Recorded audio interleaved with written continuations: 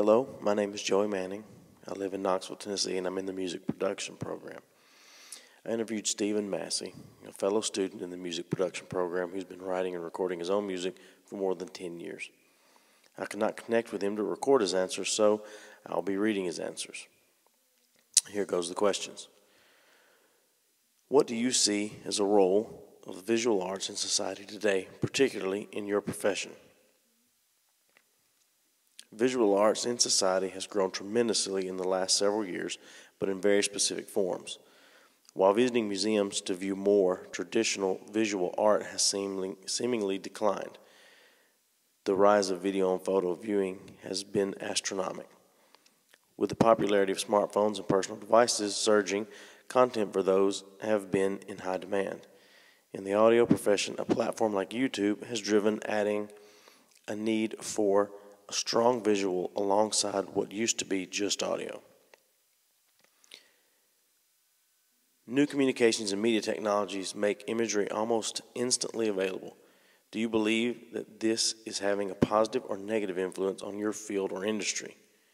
And can you give me an example? I believe the overall effect this will have on the audio industry will be positive in as much as growing the business, but negative in the experience. The added visual element makes playing the music much more tempting, so more people play it, which grows the industry. And platforms like YouTube have made it much easier for artists to earn money on illegitimate versions of their songs, not only growing the audience, but gaining financial benefits for the audio industry as a whole. The negative effect it could have on the overall experience, however, is that listening to music was never really meant to have a strong visual element unless it is a true visual audio art piece, in my opinion. The visual sense we have is our strongest, and as soon as we are visually stimulated, our brain spends much more of its energy on processing the visual stimulus, and it detracts from processing what we are hearing. If the only purpose of adding visual elements to music is to attract attention, then that is exactly what it is doing to us when we are viewing it.